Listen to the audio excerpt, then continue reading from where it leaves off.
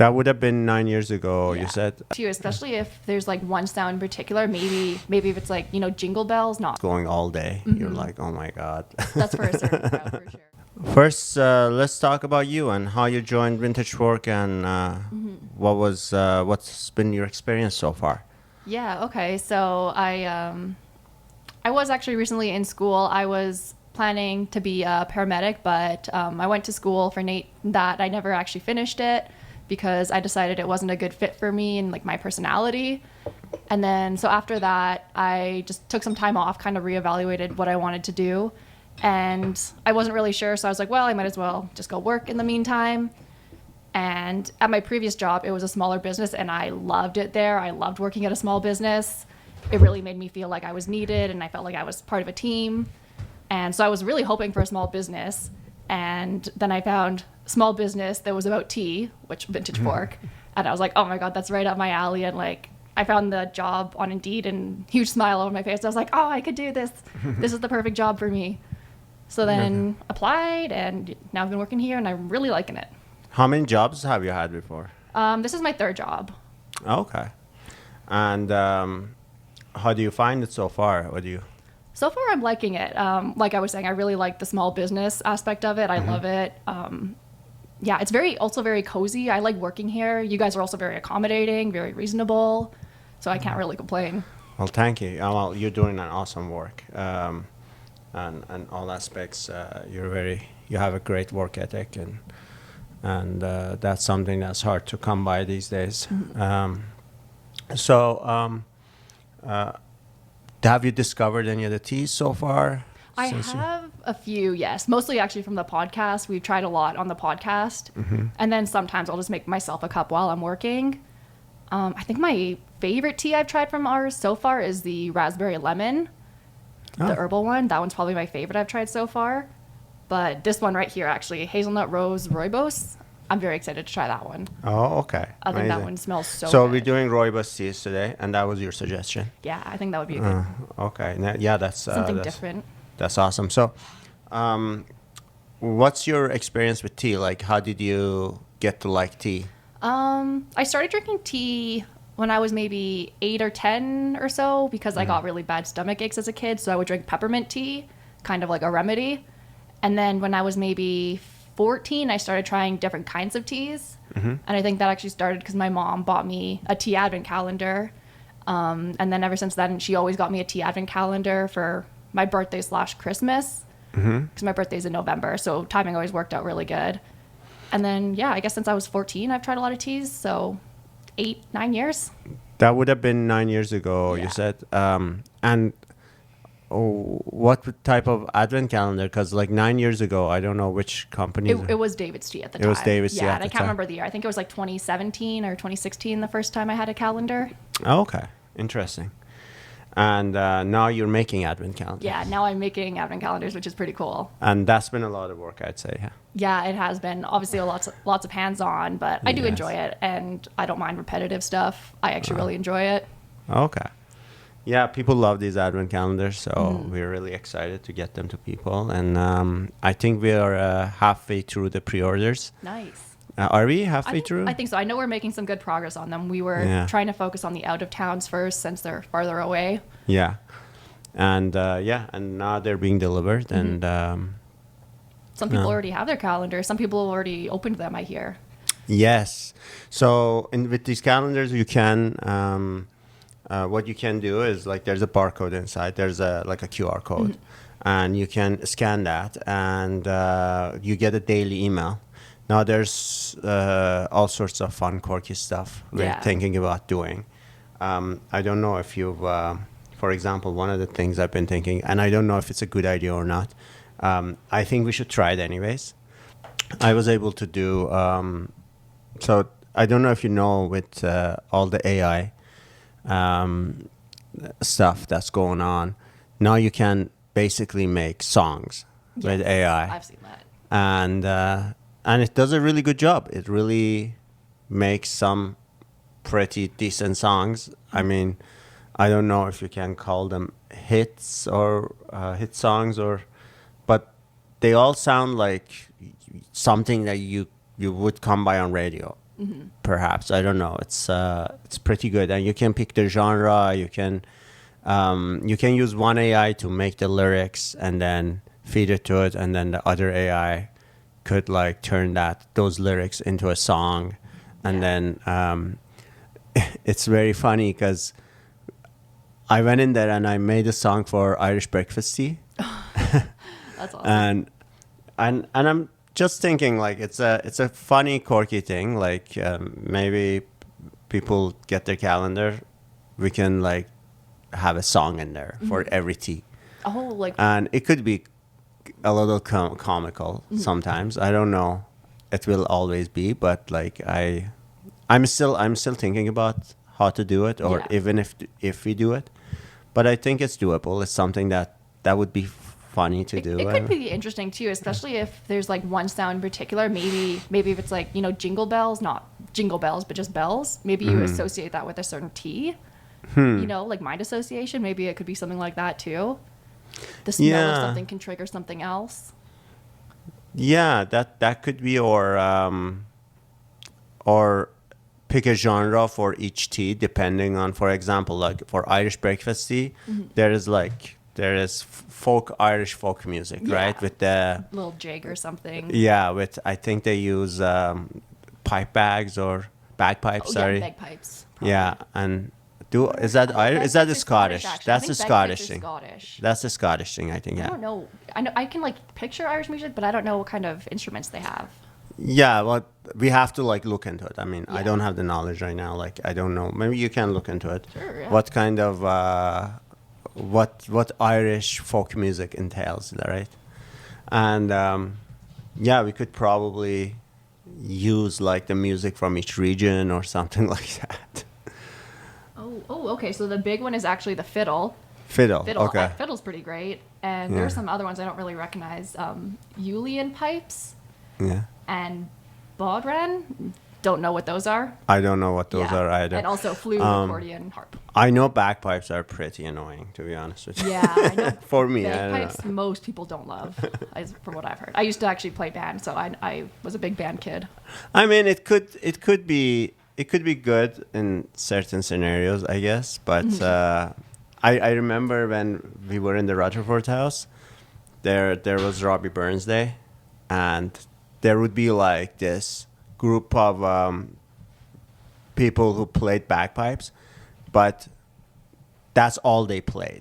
So there was like 4 of them. Oh, playing nothing it. else to like yeah, nothing else. Yeah, yeah. to accompany it, and I remember like first 5-10 minutes is all right, but like when it's going all day, you're like, oh my god. That's for a certain crowd for sure. Yeah. Yeah. So let's try something. I'm just gonna go from this side. Rooibos Masala chai. Rooibos and chai. This is a good one. I would say. I like the. I really like Rooibos myself. I do too. I just love the option of having like a caffeine-free tea at nighttime. Like we're not getting there yet, but having a decaf or Rooibos cream of Earl Grey is a really nice option to have. That's nice.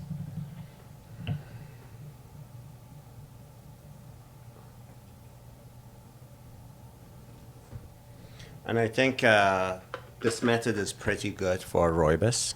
Oh yeah. For certain teas, I find it. Have you tried doing many like oolongs in there? In that little. Yeah, oolongs do well in there. Oh, okay. All sorts of teas can be brewed. Certain things I think get a little bit too strong, maybe. I think it's also how much you put in there. Yeah. You have to I think we have to adjust how much we put in it depending on the type of tea. Because of the way Chinese do it, they do it only 40 seconds. Oh wow, okay. Yeah. And they do put quite a bit of tea in there. More concentrated. And it's just like a quick wash, right? So the flavor isn't crazy concentrated, but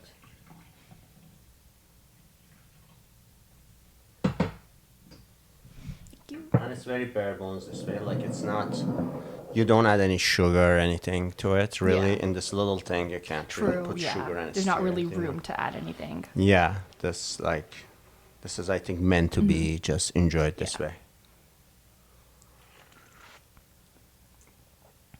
Oh, that's good. Especially for like the fall season. Yeah, I like chai I do too. Yeah. in general. And I know like how Indians make their chai drinks. They usually, well, chai means tea. Right. Yeah. Chai is tea. Yeah. Tea. Yeah, so, I mean, yeah. So they just call tea chai. But I think in Western world, when you say chai, it refers to the spices. Yeah, that's what I've more, always associated it with. which I think those are like masala spices, they call them. And I think even that term is not being used properly here. I'm not sure, but I think masala is, there's few masala blends. It's not just chai masala, it's just for chai. Okay. So I think masala means spice mix. Maybe look that up and Okay. see. Yeah, that's interesting because I've never Googled it, but I always assumed Because there's masala was gram one masala, particular there's chai masala, there is. It's not like just a specific. Yeah, it doesn't sound like it's one particular spice. It says it's a spice blend or a paste made from spices. Yeah. And a common example is garam masala, Yeah. and that is a blend of cinnamon, cardamom, and cumin. So it's a spice blend. Yeah. So masala means blending spices. Yeah, and there's different types of masala. Yeah, okay. So chai masala is spice blend made for tea. Should we do a second wash with this? I think we should, yeah. Yeah, see See if it gets a see little bit how- more spicy. What Rooibos, Yeah. what Rooibos does with the two Yeah, washes. actually, like, you can taste the Rooibos with this, but I taste more of the chai than I do the Rooibos with this one. Yeah, it's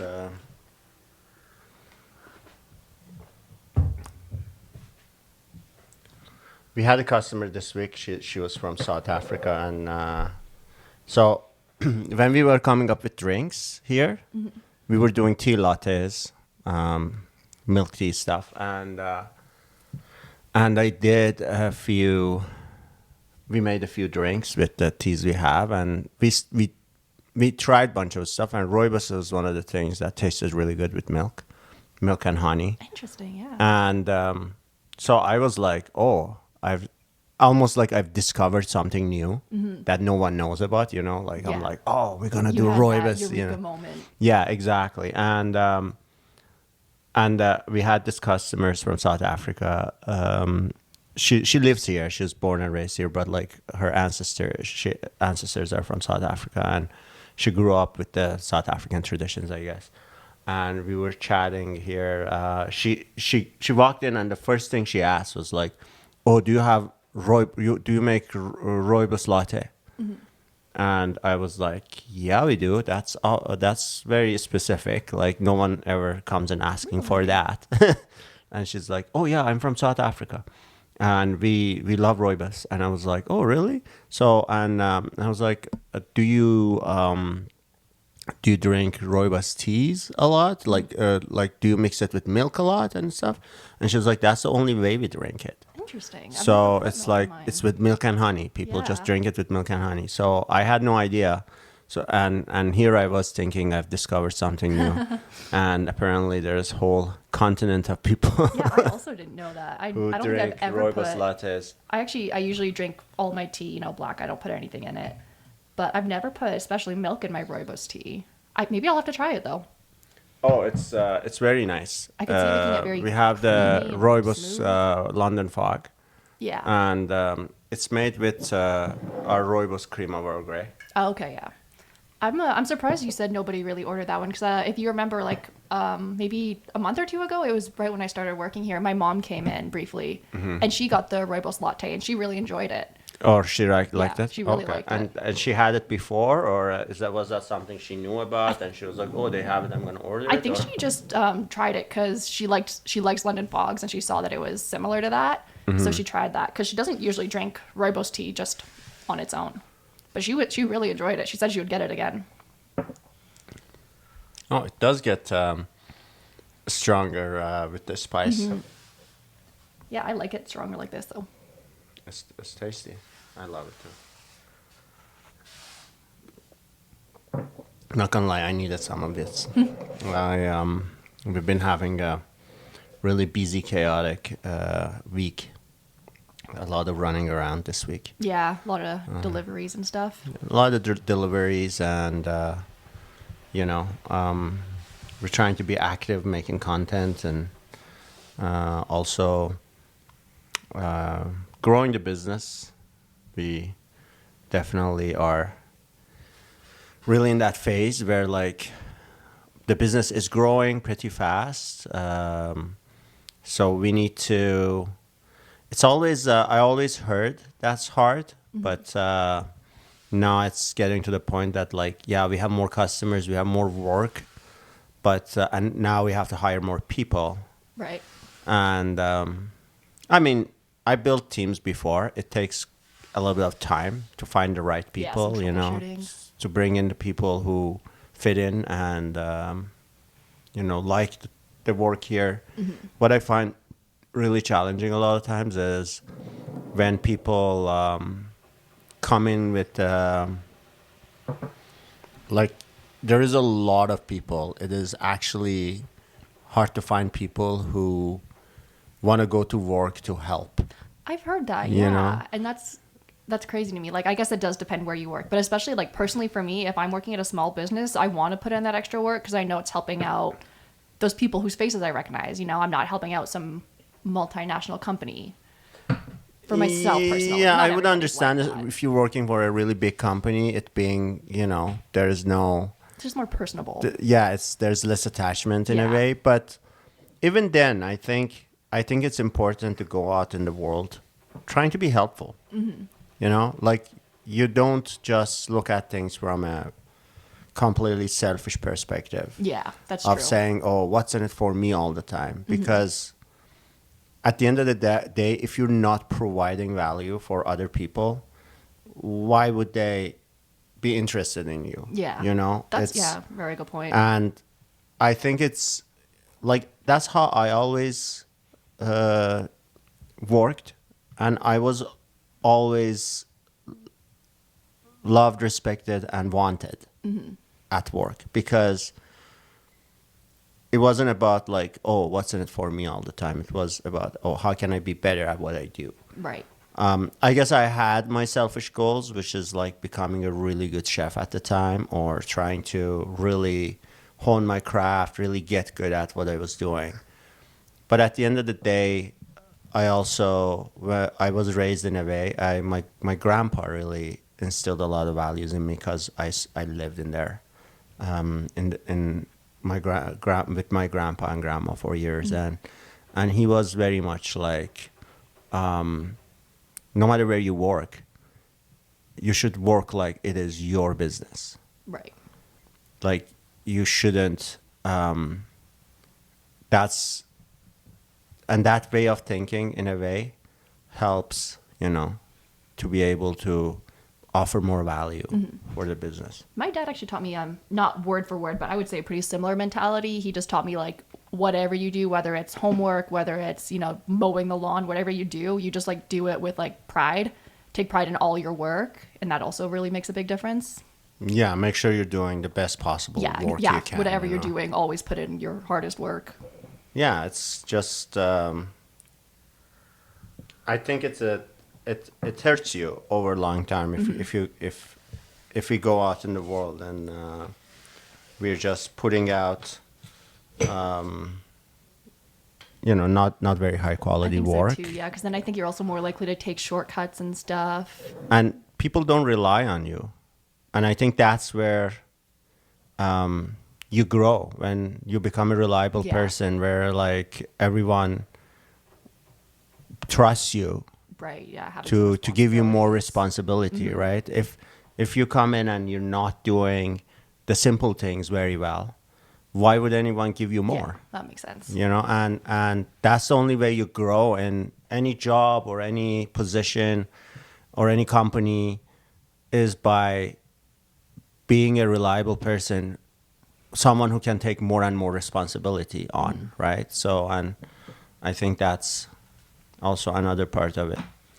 I read this thing about being a happy person, and it resonated with me quite a bit. This one is vanilla almond. Oh, that one I'm just going from sounds good. Yeah. in the order you put them I'm down. excited to try that one too. I've been excited. Actually, to try I that one. don't think I've tried this one. Oh, okay. I love almonds, so. Me too.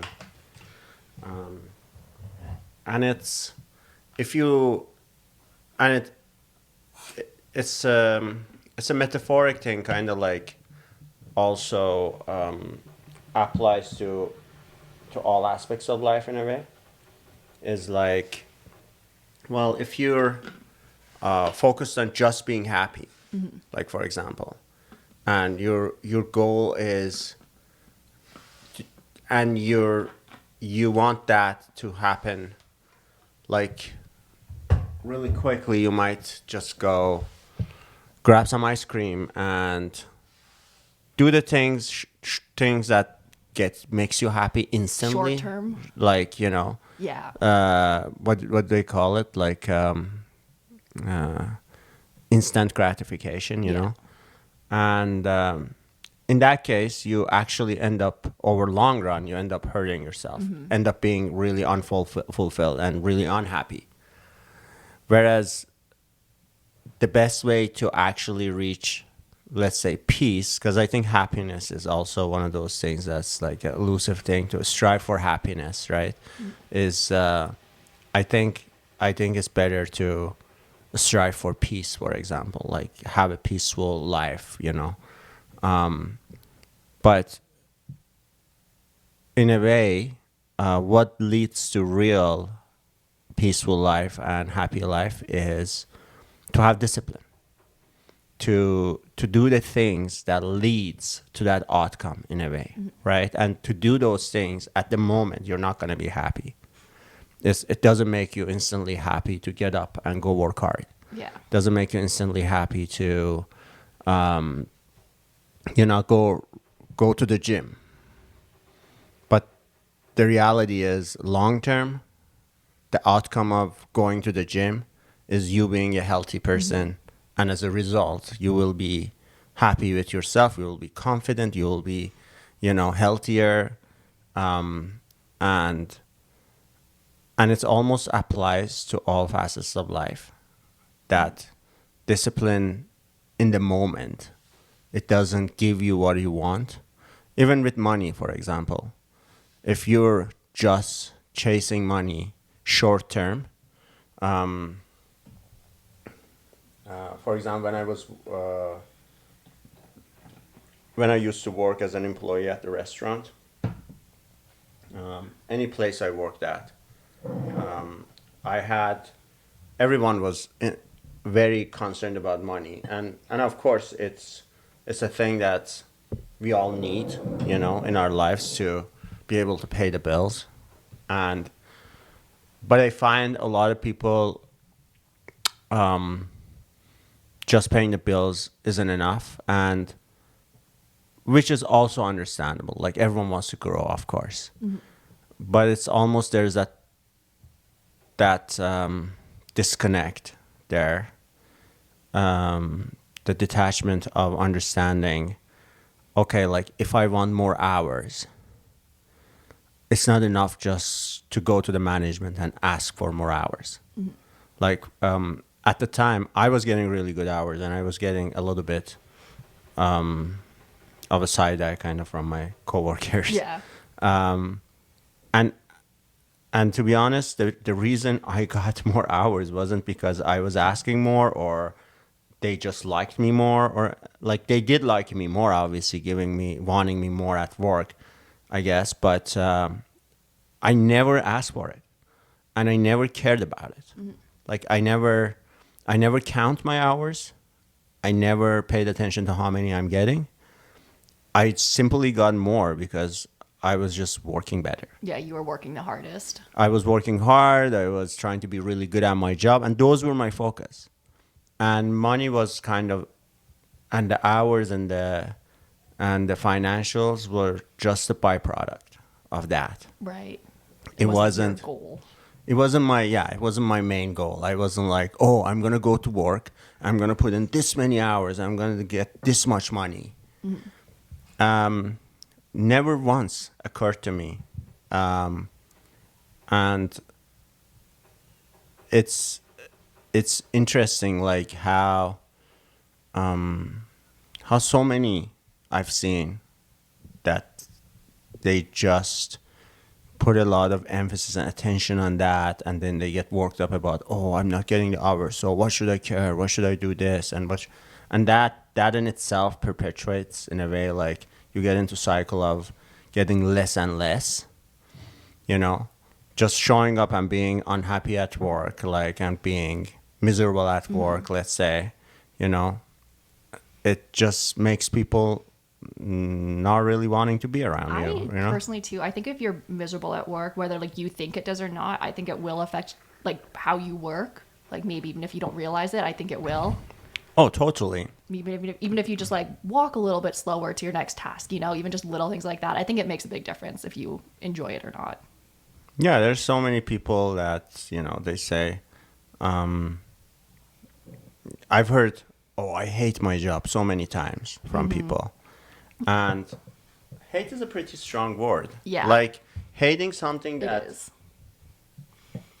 hating something that helps you pay the bills isn't that ungrateful in a way? Personally, for myself too, I feel like not everybody, of course, but the majority of people I meet say they dislike their job as to opposed to liking their job. Like it's almost like, oh, you like your job, cool. Like, what do you do?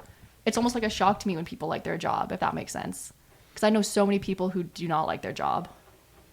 Yeah, and do you think that in itself creates it's a little bit of a self-fulfilling prophecy type thing, like where you're like, what do you expect from something that you don't give respect to? Maybe. Anyway. I could see that being, I think it does depend, you know, like, I don't know, it's hard to say, because I think it does depend on the work and the employee, like, you know, there's two sides to every story type thing. And the employer and how you're treated. So I do think it really depends. There is definitely those giant companies who treat you like a number, and they always have a job applications going, and there's always people in the pipeline, and it's it's tough when you get into those kinds of jobs. It can be hard to really like your job, right? I guess it comes down to being a peaceful person inside, in a way. You know, like, just being happy, being alive, and, you know, being able to provide for yourself. Yeah. In a way. That is tough, though, because I feel like I've always been in a trade where I was able to like my job, and I was in a job that I was passionate about, right? Mm-hmm. It was more just a pay the bills type thing. Yeah. Totally. It was always more than that for me. Like I was never, well, not never, but most of my career, I was a chef. Started from a cook in the kitchen, and I always loved being in restaurants. Yeah. So for me, it was very easy that way. But yeah, it's not the same for everyone, right? And I think it's good to find the passion, though. Mm-hmm. You know, if you find something that, at least try to find something that you like and get into a related trade. Yeah. Oh, so like in your opinion, I've heard like, you know, the argument like make your passion your job, don't make your passion your job because it won't become your passion. Yeah. But in your opinion, you think like it's good to make your passion your work? I think it's good to try to work at something you at least passionate about. Yeah. You know, to some extent. At least right? Like if you have the option, that's definitely better. It's less work, more play in a way. Right. Right. Yeah. But also I can see becoming passionate at a job if, like, for example, tea was never something Right, it wasn't your plan. It wasn't my plan, right? But I've become passionate about it. It's because I think I just had no idea what a vast world it was, and it kind of relates to my chef background too, in terms of like blending flavors and doing that kind of thing. Believe it or not, Chinese, they call, when they make the tea, they call it soup, right? So it's a soup in a way. Yeah, that's interesting. We don't call it soup. No, we don't. But like, I find that very fascinating that they call it soup. The other day, someone was asking me about matcha whisk. Oh, yeah. And we do have a matcha whisk here. And I was looking at it, and there's like little pieces missing on the tip of the whisk. And I'm like, I wonder where those went. I do too. Yeah, now I'm looking at the whisk, and I'm like, where would that have even gone? Yeah, those little like broken. I mean, I probably goes into their drink, but it's bamboo. Yeah, and it would probably just dissolve. You wouldn't notice, but no. yeah, that's It would interesting. be like a little piece of, I haven't thought of that a leaf before, or yeah. whatever.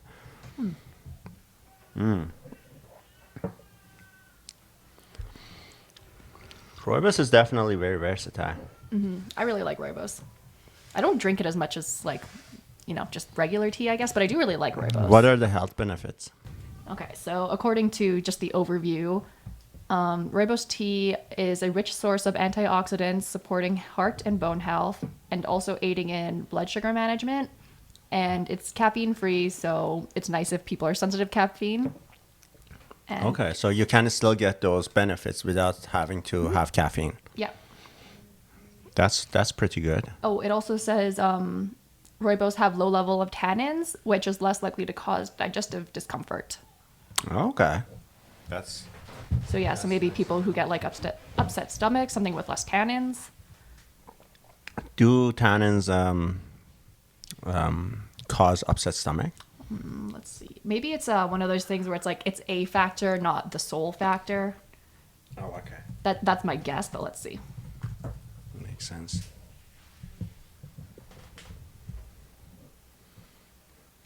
It's interesting when it's just you and I. At least we can go through. Like, it's more focused on tea a little bit.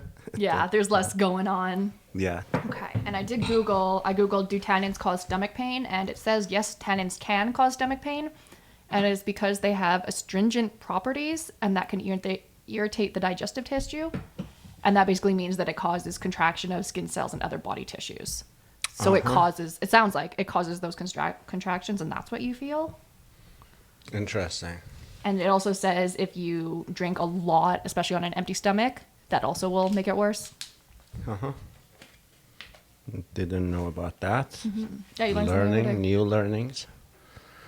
This is Hazelnut Rose Rooibos. My favorite one of my favorite Rooibos tea is this one. This is the one I'm most excited to try. It smells so good. Yeah. Like every time I open the bag, I'm just like, oh, I love it.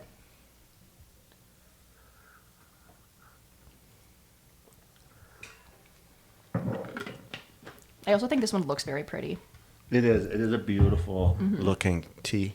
And this is one of the original 12 Oh, nice. Okay. we had at the restaurant at the time. Before we became a tea shop. And at the time we were doing high tea, or the more appropriate term is afternoon tea.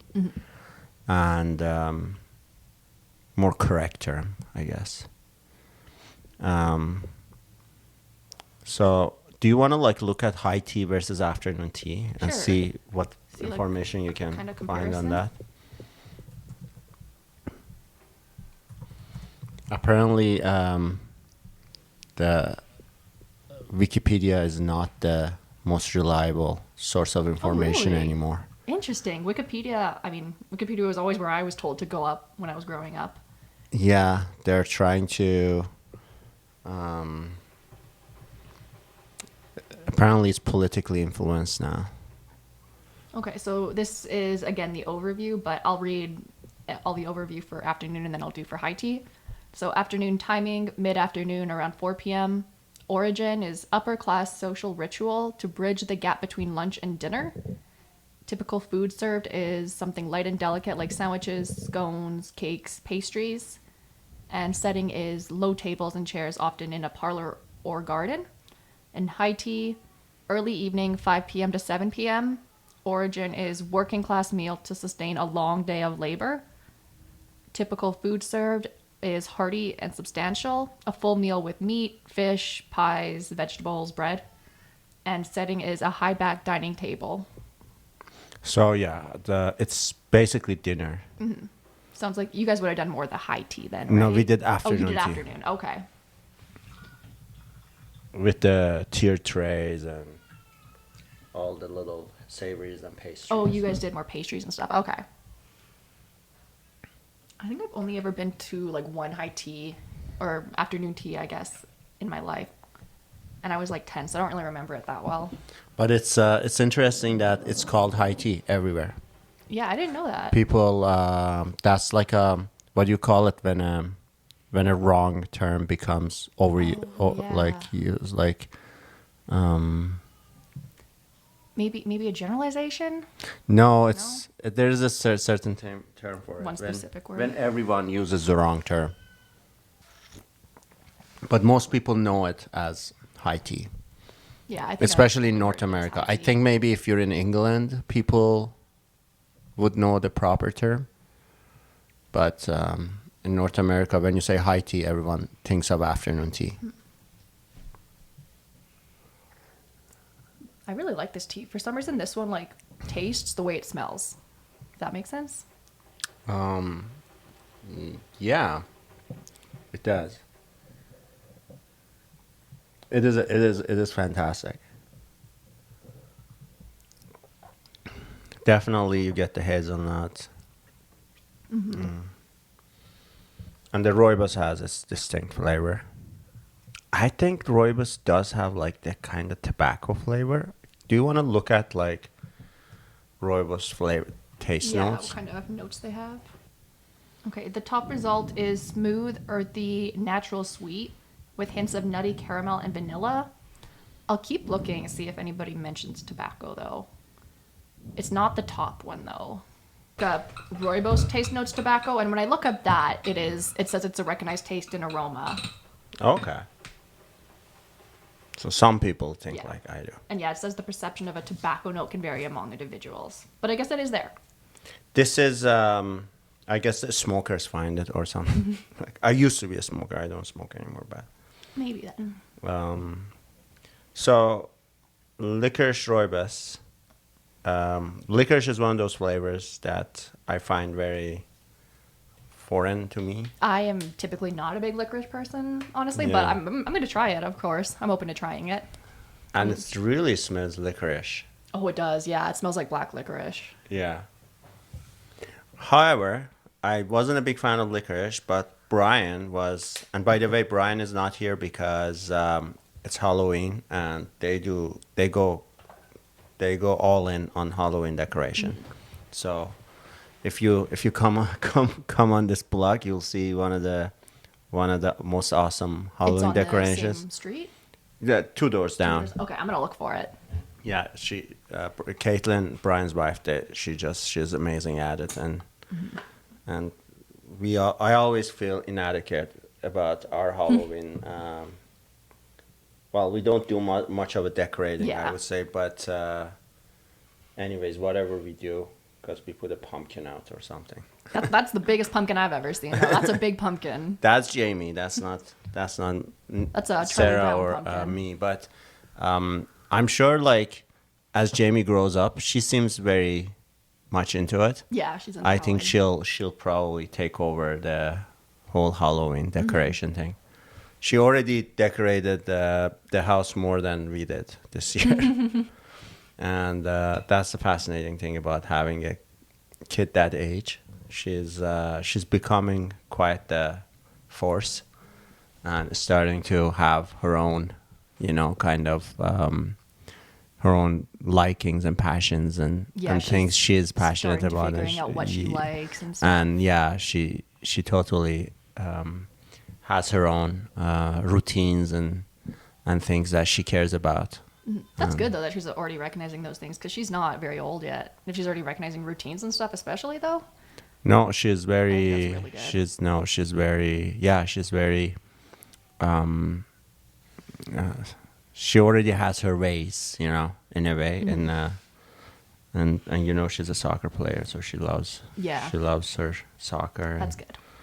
Good exercise and also teaches you great life skills. I think soccer is great. Yeah. Oh yeah, totally. It makes you. I think soccer made me a better person in terms of like learning how to be a good team player. I agree too. Yeah, I think so. I especially learned a lot more. There's, you know, of course, club and competitive is very different than just playing recreational for fun.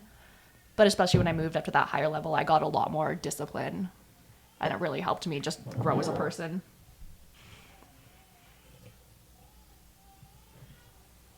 Thank you. Definitely strong licorice. Oh, yeah. Smells like licorice.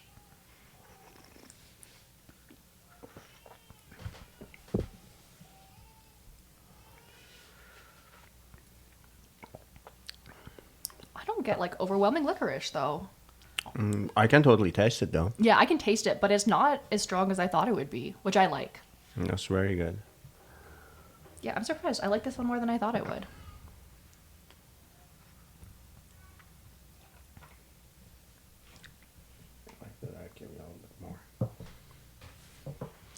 And the last one we have is the Provence Rooibos.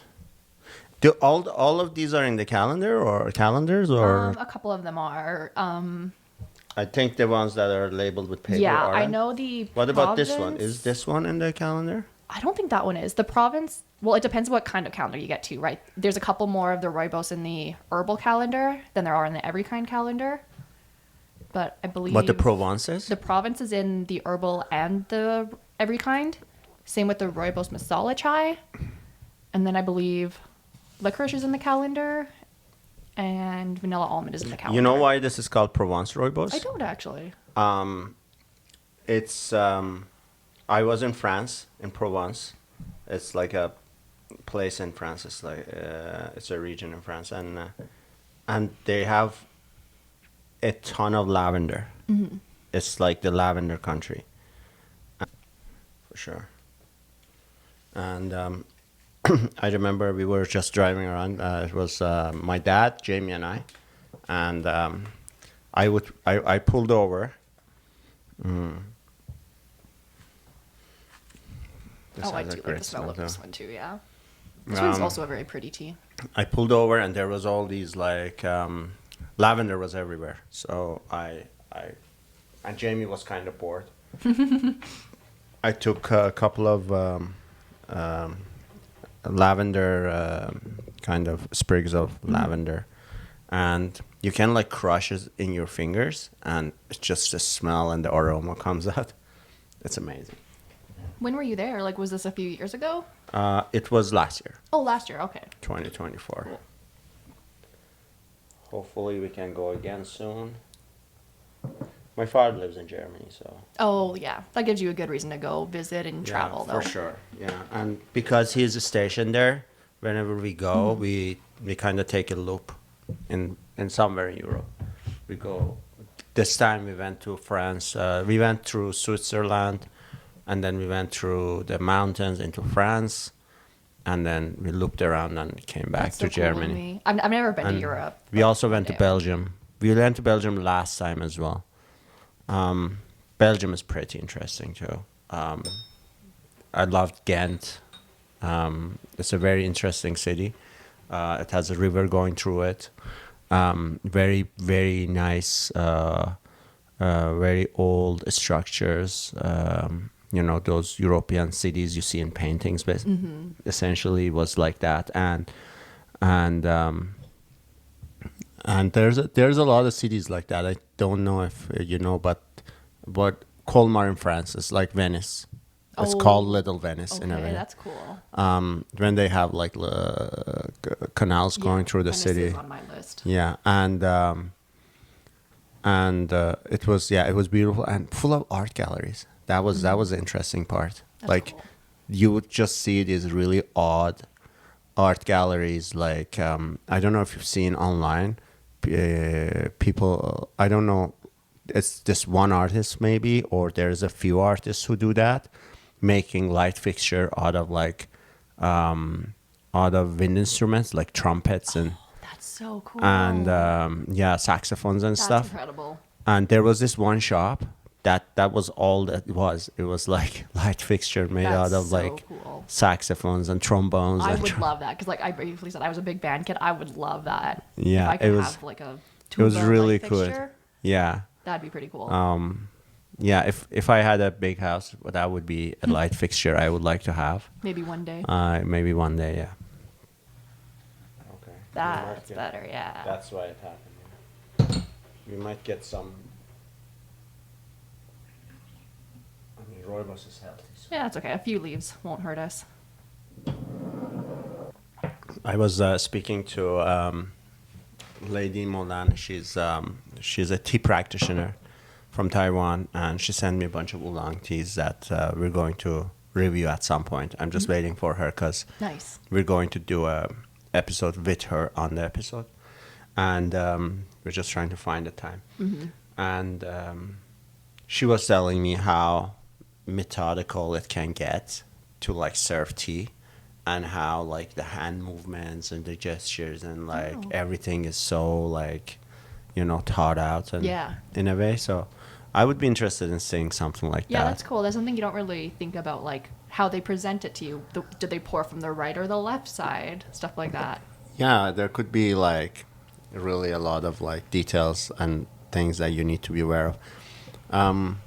I'm trying to figure out. I mean, I'm aiming in April to go to China, and I will try to document my travel and see maybe I can find tea ceremonies I can join. Oh, that'd be cool. Yeah. I'm Something definitely new. going to go to a bunch of tea houses. Have you started like a list of all the places you want to visit? So there is this tea trade route called the Tea Horse yeah. Road, and there is a bunch of different places along that route that I'm trying to see.